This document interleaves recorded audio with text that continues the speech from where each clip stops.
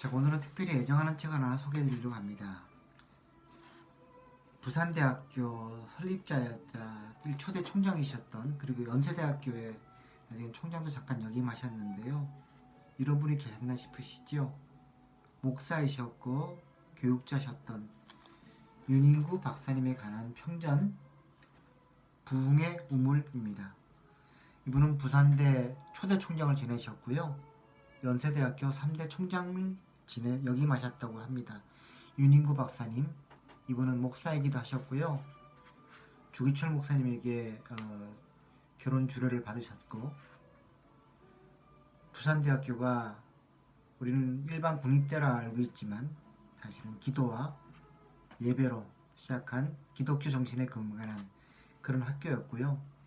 일찍이 그 오랜 60년대에 아주 근대적인 학교 건물을 설계하시고, 그 학생들이 어떤 교육 정신을 가지셨는지, 무엇보다도 그 사랑으로 펼치신 그 교육의 정신은 우리 기독교 교육을 생각하는 모든 분들, 다음 세대를 생각하는 모든 분들, 목회자는 물론이고 교사 그리고 부모들 읽어보시면 정말 귀한 책이라고 생각이 되고요. 부산대학교에 이런 정신이 있었다는 것, 놀라운 소식들이 많은데, 이 책 중에서 앞뒤 좀 거두절미하고, 이 책을 쓰신 이 김지호 교수님은 부산대학교 공대 교수이시고요. 원래는 예수님 믿는 분이 아니셨대요. 그런데 예수를 믿게 되시고 부산대학교에서 교편을 잡으시는 와중에 이 학교에 홍보를 담당하는 그런 관계되는 일을 하시다가 영상을 찍을 계획을 삼으시고, 그 주제로 부산대학교 설립자셨던 윤인구 박사님을 취재하고 알아가시는 과정에서 이분이 얼마나 훌륭한 분이셨는지, 왜 이런 분이 취재됐는지 정말 알 수 없었고, 기도 가운데 이 윤인구를 세상에 드러내라 하는 그런 음성을 들으시고 이 책을 쓰시기 시작하셨다고 합니다. 저는 이 책을 편집하는 동안 정말 많은 감동과 교훈을 받았고요. 이 책은 특별히 여러분 많이 알고 계시는 우리 문화부 장관이셨던 이어령 선생님, 그리고 미국의 우리 유명한 기독 실업인이시죠, 하영록 장로님, 그리고 우리 기독교 교육계를 대표하는 교사이신 송인수 선생님, 정병호 선생님, 이런 분들께서 추천해 주셨습니다. 이 중에서 이 저자 김지호 교수가 카메라를 들고 윤인구 총장에 대한 증언들을 취재하는 도중에 그분의 제자들이 아직도 살아계시다는 걸 수송을 통해서 알게 되고, 이미 할아버지가 되신 80이 훨씬 넘으셨, 이미 지금은 돌아가셨겠죠. 그런 분들을 몇 분 인터뷰하는 과정에서 인터뷰를 하는데 연로하셔서, 우리 좀 외람된 말씀이지만 어르신들 인터뷰하면 핵심을 간단히 요약하시기보다 옛날 기억을 되살리시다 보면 이런저런 얘기 말이 길어지시다 보면, 인터뷰를 했는데 핵심을 건지긴 그렇고 허탈일 때가 있죠. 그 인터뷰 장면을 얘기하시다가 나중에 정말 영적으로 뒤통수를 맞는 듯한 그런 말씀 한 부분을 듣게 됩니다. 그 대목을 찾아서 간간히 읽겠습니다. 자, 인터뷰를 많이 주선했고 그 윤인구 박사님에 대한 증언을 찾아보는 과정에 이제 증언할 수 있는 제자들이 어떻게 알아가게 되는 얘기를 하시는데, 자, 윤학자 원로 교수라는 분께서 살아계시다. 구포에 살고 계시다. 구포는 부산 위에 있는 소도시지요. 윤인구 박사님의 여동생인 윤학자 원로 교수께서 구포에 살고 계신다는 소식을 들었다고 합니다. 그래서 이제 윤인구에 대한 이야기를 들을 수 있겠구나. 꽉 막힌 역사의 벽을 통과할 수 있겠구나. 그 전까지는 학교에 있는 사료만 가지고 찾으셨다고 해요. 자, 전화번호를 구해 전화를 드렸다. 동네 한 호텔에서 그분을 만났다. 키는 자그마하고 아름다운 2007년 당시 87세 할머니셨다. 윤인구 초대 총장님의 다큐멘터리를 만들려고 합니다. 나는 지극히 사무적인 설명을 드렸다. 윤학자 교수님은 무척 신기해 하셨다. 오빠가 부산대를 떠나신 지 47년이 지나서 이런 일이 어떻게 진행될 수 있는지. 처음 만난 자리였기에 주님이 인도하신 같은 자초지종을 전부 설명할 수는 없었다. 윤학자 교수님께서 지금까지 살아계셔서 만날 수 있도록 은혜를 주신 하나님께 감사드렸다. 그 자리에서 더욱 놀라운 소식을 들었다. 건학의 시기에 총장님과 깊이 관계하신 원로 교수님 중 몇 분이 아직 살아계시다는 것이었다. 그분들의 연락처도 알고 계셨다. 바늘 구멍보다 좁았던 가능성이 조금씩 넓혀지고 있었다. 내 기도를 들으시는 주님의 은혜에 대한 감사와 기쁨이 내 안에 넘쳤다. 나는 그 다음 주에 그분들과 만날 약속을 잡아달라고 부탁드렸다. 기대하고 고대하던 첫 인터뷰의 날이 밝았다. 가슴이 어린아이처럼 설레었다. 이제 역사의 벽이 무너지고 내 눈앞에 확 트인 평온이 나타날 것 같았다. 나는 윤인구에 대한 이야기가 넘치는 인터뷰를, 그 시절을 회상하며 기뻐하는 원로 교수님들과의 만남을 기대하고 있었다. 일주일 전부터 다큐멘터리 팀의 촬영 담당 학생들에게 카메라의 조작법 등을 잘 익혀두라고 지시했다. 당일 학생들에게 다시 물으니 잘 할 수 있습니다 라고 자신있게 대답했다. 2시간 전에 식당으로 가서 인터뷰를 촬영하는 카메라의 위치까지 지정해 주었다. 4대의 카메라가 동원된 거창한 인터뷰였다. 식당의 자리 배치를 보고 어느 분이 어디에 앉으셔야 할지도 미리 정해두었다. 오정량 교수님, 부산대 교육학과 원로 교수님은 거동이 불편하여 몇 년 전부터 바깥 출입을 하지 않으셨으나 스승 윤인구의 다큐멘터리가 제작된다는 소식을 들으시고 모임에 나오셨다. 교수님께서 도착하셨다는 말을 전해 듣고 식당 문 앞으로 나갔다. 과연 옆에서 부축하지 않으면 안 될 정도로 건 것 자체가 힘든 상태였다.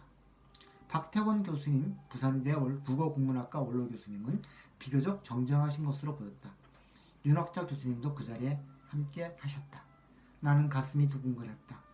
이 세 분들의 말씀을 하나도 놓치고 싶지 않았다. 역사 저편과 오늘이 연결되기를 얼마나 간구했던가.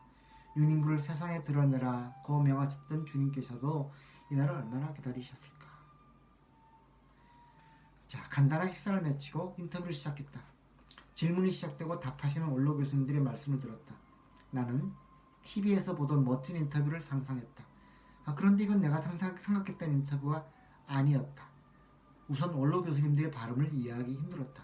저도 좀 말을 잘 못하지요. 어르신들이 좀 그러셨나봐요. 여하튼 그 다음에는 여러 가지 얘기가 길어지는데요.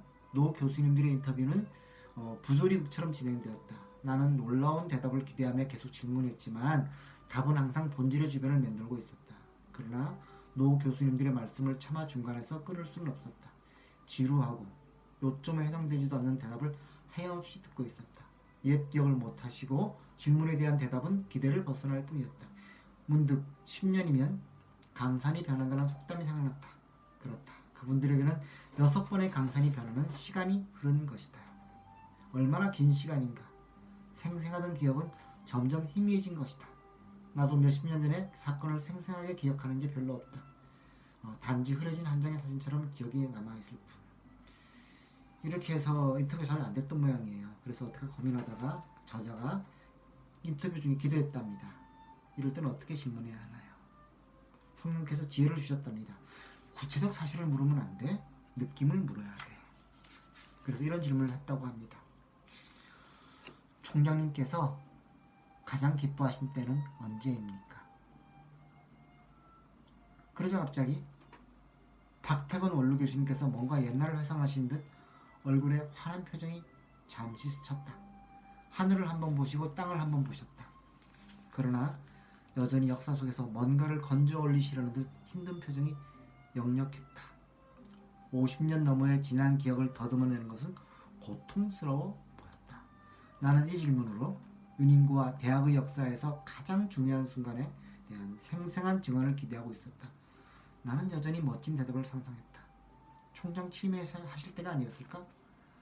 부산대학교에서 가장 아름다운 구대학본관, 현재 인문관을 완공했을 때가 아니었을까? 나와 학생들은 끈기 있게 박 교수님의 대답을 기다렸다. 마침내 건져 올린 교수님의 대답은 전혀 뜻밖이었다.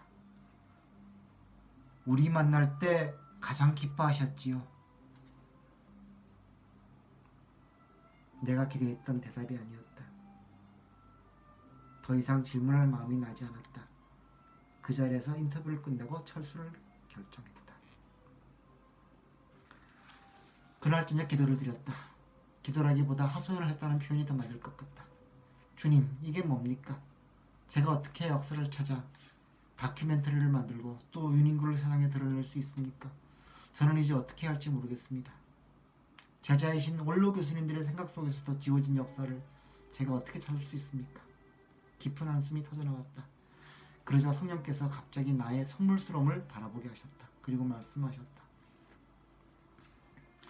교수가 학생들을 만날 때 가장 기뻐했다는 것이 진리가 아니더냐? 너는 교수 생활에서 무엇이 가장 기쁘더냐? 나는 거의 무방비 상태에서 헤비급 권투 선수에게 맞은 사람처럼 휘청거렸다. 나는 무엇을 기뻐하며 살았던가? 나의 논문이 우수 논문지에 실렸을 때, 수억 원 규모의 연구비를 받았을 때, 우수 논문상을 받았을 때, TV 대단 프로에 출연하고 나서 많은 사람들이 나를 알아보았을 때,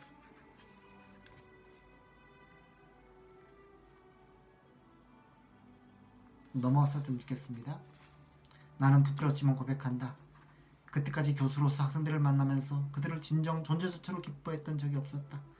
나는 교수로 생활하면서 자기중심적이었다.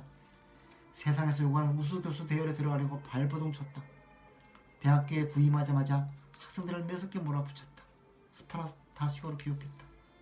내가 지도하는 실험실 대학원생들은 1년 365일 휴일이 없었다. 내가 매일 학교에 나왔기 때문이었다. 나는 교수의 권위를 마음껏 즐겼고 거기에 도전하는 것을 용서하지 않았다. 그러니 가가멜 별명을 얻은 건 당연했다. 실제로 교수님이 가가멜처럼 생기셨어. 아마 그런 별명을 겪으셨던 것 같습니다. 그런데 이분이 변하셨어요. 제가 만난 김지호 교수님은 성령의 사람이십니다. 눈물이 많으시고 따뜻하시고 얼마나 사랑이 많은지 모릅니다. 이분은 직접 요리를 배우셔서 특히 학교에 와 있는 외국인 학생들, 중국인이라든지 조선족들 데려다가 수시로 밥을 먹이시는 걸로 유명하시답니다. 과거에 그렇게 가가멜 교수라는 말씀을 들을 정도로 차가운 분이었다는 게 상상이 되지 않습니다. 적어도 제가 만난 김지호 교수님은 그렇습니다. 그런데 김지호 교수님이 쓰시고 증언하신 윤인구 총장님은 김지호 교수님도 말씀하시지만 감히 따라하기 힘들 정도로 사랑 그 화신이시고 덩어리셨다고 합니다. 이 책을 읽으시고 부산대학교를 탐방하시거나 반대로 부산대학교의 재학생이거나 졸업생이 이 책을 다시 보신다면 당신이 다니는 학교가 어떤 학교였는지, 어쩌면 가장 이 나라에서 기독교 학교로 알려지지 않을지 몰라도 어쩌면 가장 기독교 정신으로 설립된 학교였다는 것을 아실 수 있을 것 같습니다.